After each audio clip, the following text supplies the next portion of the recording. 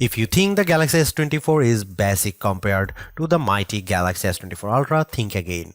The smaller Galaxy S24 is a super-powered marvel with all the processing power of Samsung's best phone, packed into a much smaller design that is easier to fit into a fashionable pocket. What can you do with this much power in such a small phone? You can use the new AI tools from Samsung and Google, including the cool circle to search that easily answers the question, "Hey, what's that?" Whether you are looking at a web page, a YouTube video, or even a photo you just took. You also get the Samsung Galaxy AI translation that work like magic, changing your words into a foreign tongue and letting you understand somebody across the language barrier. You can also play games, obviously, and the Galaxy S24 is a gaming powerhouse made better by its take-anywhere size. This phone easily beats the iPhone 15 in inside-by-inside gaming tests, and it approaches pro power in terms of processing and productivity. It can even run Samsung DeX, the desktop environment that makes your phone work like a real computer when you plug in a keyboard, monitor, and mouse. While Apple screams on the CPU in its iPhone 15 and 15 Plus, giving those phones last year's processor, Samsung endows every Galaxy S24 phones with the same Qualcomm Snapdragon 8 Gen 3 chipset, at least in the US. Elsewhere, this phone and the Galaxy S24 Plus might use the Samsung Semiconductor Exynos 2400 chipset, and we'll be testing that model shortly, but we expect performance will be similar no matter where you buy the S24 and S24 Plus. The result is a phone that not only runs fast but also runs a long time, as we have seen great battery performance from phones with the latest Snapdragon on board. In battery life, the Galaxy S24 easily beats competitors at this size and price, lasting hours longer than the iPhone 15 or Pixel 8. The Galaxy S24 has a display that can crank out terrific brightness, though it isn't brightest or the sharpest display you will find. I had no complaints, even though I need to wear my reading glasses to read fine print at the highest resolution setting on the Galaxy S24. The display looks brilliant no matter how bright or dim it was set. For cameras, the Galaxy S24 can't compete with the Galaxy S24 Ultra, a phone that costs $500 more in the US, but it has the specs and features to take on the latest Pixel, and iPhone 15 fans should be jealous of the real 3x zoom lens that the Galaxy offers. There is no optical zoom on the iPhone 15, and once again Samsung wins with versatility, if not pure image quality. Samsung needs to prune its features and simplify, especially if it wants to win over iPhone fans someday. The iPhone 15 doesn't make you dig through 3 layers of settings to find the coolest new features. It just works. Samsung needs to just work a lot more on its software, because the Galaxy gets harder to use every year. Soon it will be too far gone. If you want more battery life, more versatility, and some seriously powerful productivity features, the Samsung Galaxy S24 is the right choice. If you don't care about all the extras and just want a phone that nails the basics, there are simpler and more elegant options available from Apple and Google, but Samsung gives you a sense of the possibilities that are coming in the future. You just have to drag the phone out of the past to find it. Samsung is a perennial favorite when it comes to smartphone displays, and the Galaxy S24 is no disappointment, but it also isn't the clear winner in any aspect. I enjoyed reading web pages, playing games, and editing photos on the smaller screen, and even small text was legible and sharp. The screen was also plenty bright, even in outdoor sunlight, taking photos with the camera. Samsung is not giving us the sharpest display with the Galaxy S24, and it's odd for the company to fall behind a bit. The Google Pixel 8 and iPhone 15 both have a higher pixel density, making them technically sharper, though you might not notice the difference. The Galaxy S24 can get brighter than both of those phones, but OnePlus is pulling some 4500 nit magic out of its hat with the similarly priced OnePlus 12, so Samsung isn't the resounding brightness winner. Overall, I had no complaints about display unless I'm truly nitpicking. In our official lab tests, the Galaxy S24 had a wider color gamut than any competitor. Samsung is still sticky about Dolby Vision HDR support, which is what Netflix favors, but HDR10 Plus content look great and you can find that on every other major streamer. While I like carrying a smaller phone, the 6-inch display on the Galaxy S24 isn't quite big enough to hold all of Samsung's features. The H panel is turned on by default and it takes up so much room on the side of the phone that it was easy to swipe it open accidentally when I just wanted to use a back swipe gesture. The quick panel also became more complex and this makes it harder to read and use on the smaller Galaxy S24 display than it was on larger Samsung screens.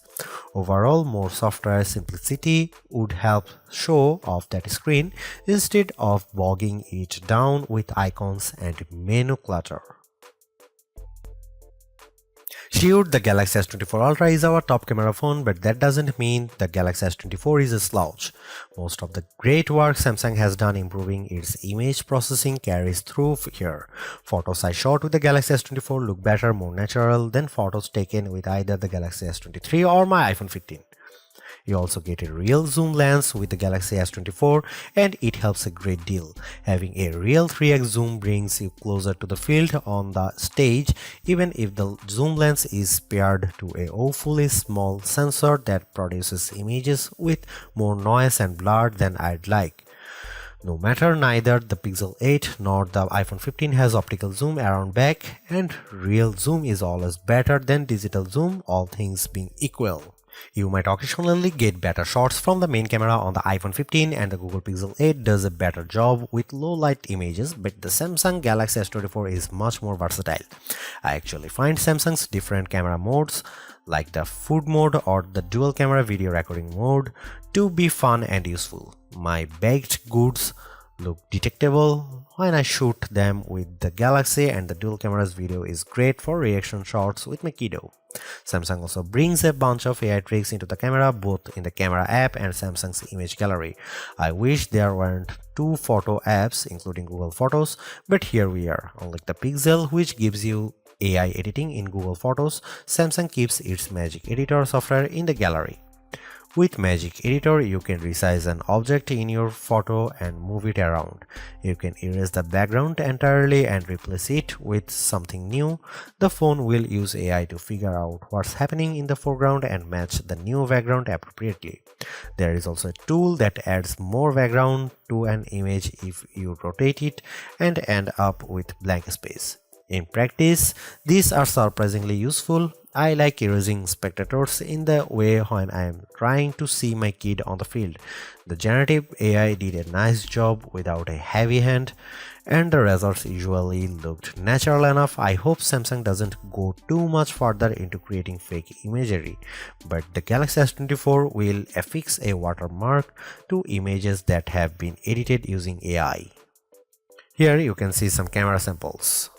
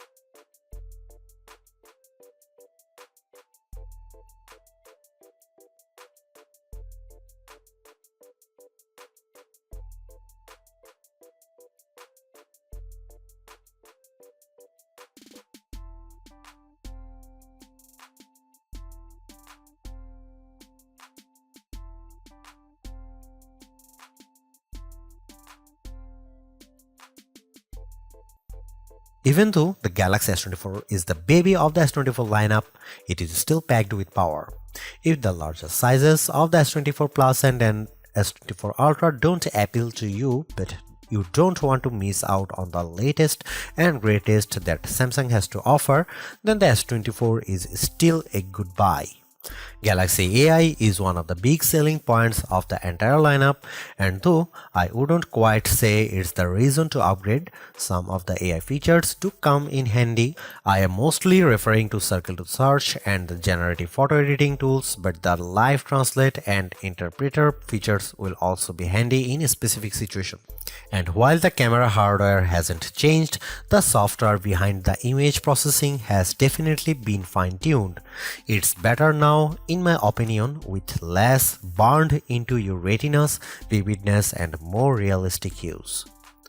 There is also a lot to like about the new Snapdragon 8 Gen 3 for Galaxy chip, especially power efficiency. Even though the S24 only has a 4000 mAh cell, it has great battery life, all things considered. Plus, the performance with Android 14 and One UI 6.1 is fast, snappy, and responsive enough for pretty much anything you throw at it. If you are due for an upgrade this year, the Galaxy S24 is a good phone on your shopping list. It's not a must-have upgrade if you already have a Galaxy S23, but if you are upgrading from an older model, there is a lot to like here. Thanks for watching, see you in the next one.